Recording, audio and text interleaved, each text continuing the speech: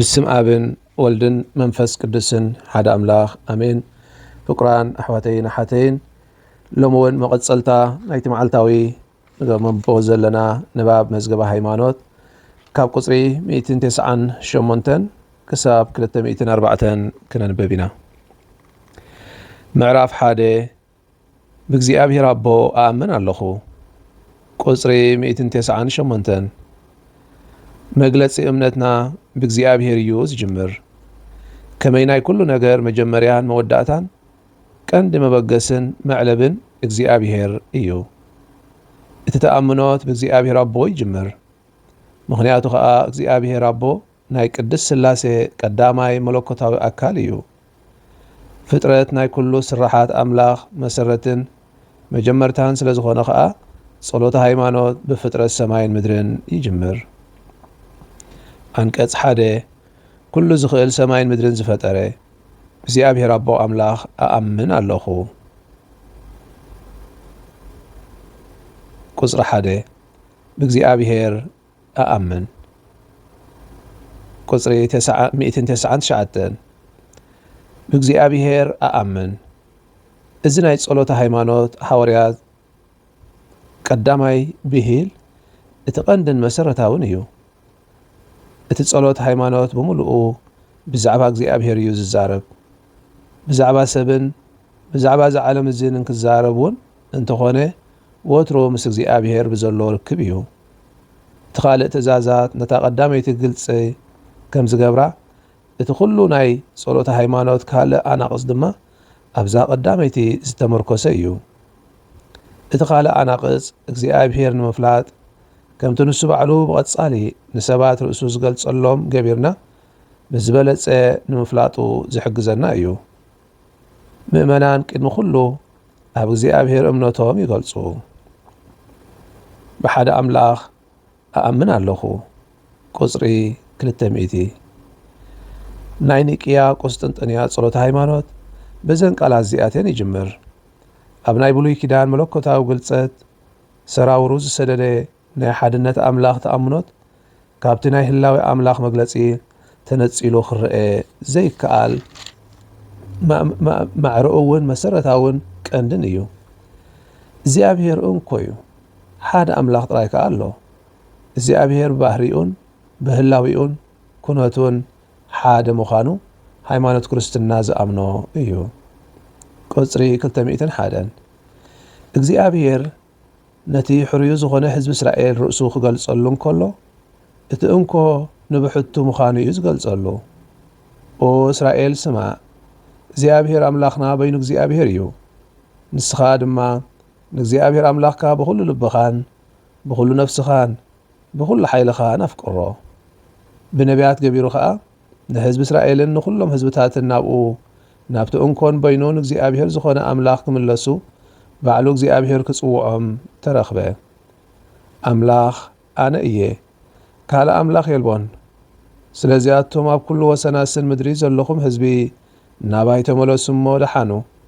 ኩሉ ብርኪ ክሰግደለይ እዩ ኩሉ ልሳን ከዓ ብኣይ ክምሕል እዩ ብዛዕባይ ከዓ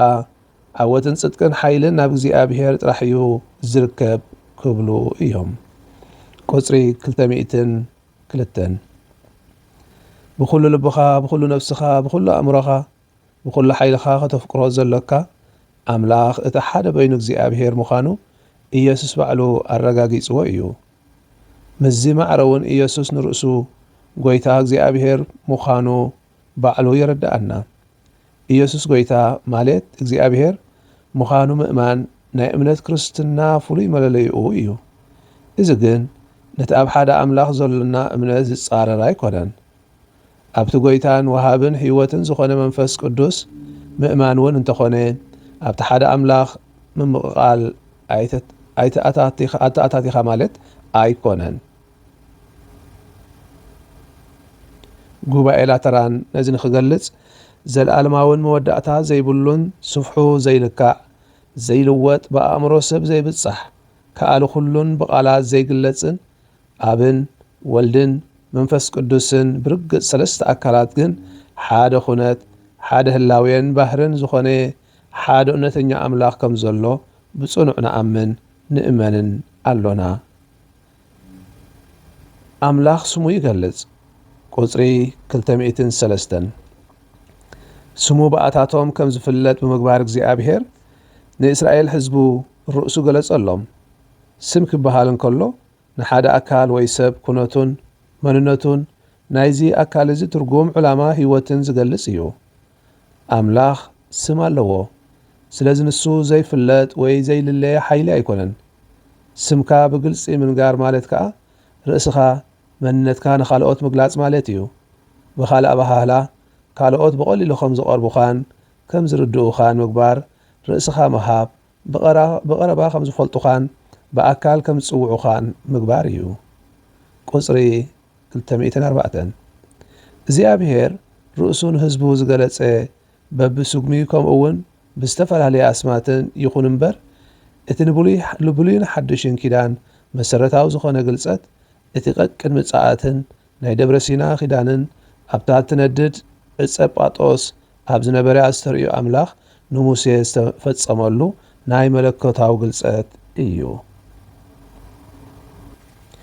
ፍቁራን ኣሕዋተይን ኣሓተይን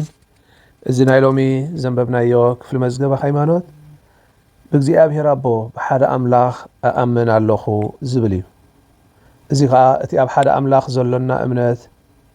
ዝገልጽ ኮይኑ ኣምላኽ ከዓ ስሙ ከመይ ገይሩ ከም ዝገለጸልና ንመላእ ፍጥረቱ ጉሁድ ዝኾነሉ መንገዲ ዝገልጽ እዩ። ባርቲ ናይ ጸሎት ሃይማኖት ናይ እምነትና መሰረታዊ ጸሎት ዝበልናዮ ትማሊ እውን ዝያዳ ዝተዘራረብናሉ ናይ ሐዋርያት ዝደረስዎ ጸሎት ሃይማኖትን ኣብ ጉባኤ ኒቅያ ቆስጥንጥንያ ዝተደርሰ ጸሎት ሃይማኖትን ንኽልቲኡ ብሓደ ብማዕረ እናርኣየ ኸይዲ ዝያዳ ግና ኣብቲ ጸሎት ሃይማኖት ሐዋርያት ዝደረስዎ ኣተኪሩ መግለጺ ክህበና እዩ ዝቕጽል መዓልታት እውን በብዓንቀጽ ከዓ ክንሪኦ ኢና። እቲ ቀዳማይ ዓንቀጽ ሎሚ ብእግዚኣብሔር ኣብ ኣኣምን ኣለኹ ዝብል እዩ። እዚ ከዓ እቲ መሰረታዊ እምነት ክርስትና ብሓደ ኣምላኽ ምእማን ከም ዝኾነ በዓል ጸሎት ሃይማኖት እውን እቲ ናይ ተኣምኖ ጸሎት እንብሎ ብሓደ ኣምላኽ ኣኣምን ኢሉ እዩ ዝጅምር። እዚ ድማ ኣምላኽ ናይ ኩሉ መጀመርያን መወዳእታን ቀዳማይን ዳሕራይን ንሱ ንብሕቱ ከም ዝኾነ ዝገልጸልና እዩ። እምበር ኣምላኽ እቲ ናይ መጀመርያን ናይ መወዳእታን ንሱ ንብሕቱ ክእመን ዘለዎ ኣምላኽ ምዃኑ እዩ ዝገልጸልና እዚ ክፍሊ እዚ። እሱ ከዓ ሓደ ኣምላኽ ምዃኑ ኣምላኽ ጥራይ ዘይኮነ ሓደ ኣምላኽ ኣብ ሓደ ኣምላኽ ጥራይ ምእማን እዩ። እዚ ሓቂ እዚ ከዓ ኣብ ብሉይ ኪዳን እንታይ እናበለ ንህዝቢ እስራኤል ዝገልጸሎም እስራኤል ስማ እግዚኣብሔር ኣምላኽና ሓደ እግዚኣብሔር ሓደ ኣምላኽ እዩ እናበለ ኣብ ዘዳግም 6:4 ብንጹር ተገሊጹሎ። ስለዚ እቲ ሓደ ኣምላኽ ህያውን ዘለዓለማውን ዝኾነ ኣምላኽ ምዃኑ ገዛእ ርእሱ ንህዝቢ እስራኤል እውን ከም ዝገለጸሎም እምበር ጎይታና ኢየሱስ ክርስቶስ ከዓ ሓደ ወዲ ምዃኑ ብንጹር ይነግረና። ንሰል ናይ ውሉድነት ናይ ጎይታና ኢየሱስ ክርስቶስ እቲ ንዓለም ከድሕን ዝመፀ ልኡኽ ኣምላኽ ገዛእ ርእሱ ክብሩ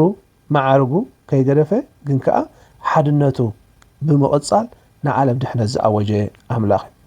ቀፂሉ ኣምላኽ ስሙ ዝገልጽ ኣምላኽ ምዃኑ ሕቡእ ኣምላኽ ወይ ድማ ስውር ዘይርአ ጥራይ ዘይኮነ እንታይ ደኣ ስሙ ብጉሁድ ዝገልጽ ኣምላኽ ምዃኑ እዩ። ስለዚ ኣምላኽ እንታይ ገይሩ ስሙ ብምግላጽ መንነቱ መን ምዃኑን ንምሉእ ዓለት ፍጥረቱ ኣፍሊጡና። ስም ምፍላጥ ማለት ምስቲ ክንሪኦ ከለና ኣብ መዓልታዊ ህይወትና ምስቲ ስሙ ዝገናግረካ ዘሎ ኣካል ጥቡቕ ርክብ ንኽትገብር ዝሕግዘካ እዩ። ጥቡቕ ርክብ ንኽስምስርት ዘኽእለካ ድማ እዩ። እንተደኣ ርኢናዮ ስሞም ንፈልጦም ሰባትን ስሞም ዘይንፈልጦም ሰባትን ዘሎና ርክብ ንሓደ ሰብ ስሙ ፀዊዕኻ ሰላም ክትብሎ ንባዕሉ እቲ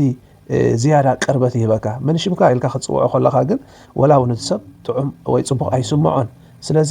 ኣምላኽና ስሙ ብቐረባ ገሊፁ ናትና ንክኸውን ሕራይ ዝብል ምስኡ ጥቡቕ ርክብ ንክህልወና ሕራይ ዝብል ኣምላኽ እዩ። ጥራይ ማለት ብሩሑቕ ስሙ ስውር ዝኾነ ዘይረአ ሓደ ሓይልሎ ጥራሕ ኢልካ ዝሕለፍ ዘይኮነ እንታይ ደኣ ብቐረባ ስሙ ገሊፁ ክንፈልጦን ክንፅውዖን ኣምላኽ እናበልና ክንክተሎን እንኽእል ግልፀት ዝህበና ኣምላኽ እዩ። እዚ ንስሙ ክገልጽ ከሎ እግዚኣብሔር ተዳሪእናዮ ብዝተፈላለየ መንገዲ እዩ ስሙ ዝገልጽ ንህዝቢ እስራኤል ከውፅኦም ከሎ ካብ ግብፂ እንተረኣናዮ ንሱ መን ምዃኑ ሓያል ኣምላኽ ምዃኑ ብዝተፈላለየ መንገዲ ክገልጸሎም ይርከብ። እቲ ብዓብኡ ከዓ ኣብቲ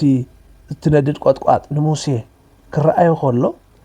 ብጉህድ ስሙ ክገልጸሉ ከም ዝተረኽበ በኣር ኣምላኽ ንህዝቡ በብእዋኑ ብዝተፈላለየ ስምን ብዝተፈላለየ መንገድን ገይሩ ተዛሪቡና ገሊጹልና እዩ። ብዝበለፀ ግን ከም ዝበልናዮ መሰረታዊ ዝኾነ ምግላፅ ስሙ ነቲ ናይ ህዝቢ እስራኤል ኣብ ቅድሚኦም ካብ ምድሪ ስደቶም ከውፅኦም ከሎ ዝገበሮ ግልፀቱ ብዝተፈላለየ መንገዲ ሓይሉ ክገልጽ ከሎ ስሙ ክገልጽ ከሎ ኩሉ ነገራት ጉሁድ ገይሩ ከም ዝገለጸሎም ብዛዕቦም ንሙሴ ከዓ ብዓብዩ ኣብታ ነዲዳ ዘይትውዳእ ቆጥቋጥ ኮይኑ ስሙ ክገልጸሉ እቲ ህያው እቲ ዘለኹ እየ ሙሴ ኣብዚ ግዜ እዚ ሓደ ፍሉይ ሕቶ እዩ ዝሓቶ ሓደ ዘይፈልጦ መልእኽተኛ ሂቡኒ መን ኢልኢኹካ እንተበሉ ነሲ እንታይ እኽብሎ ማለሲ ኣይፈልጠካን እየ ዘለኹ ጌና እናበለ እዩ ዝሓቶ እግዚኣብሔር ግን እቲ ህያው እቲ ዘለኹ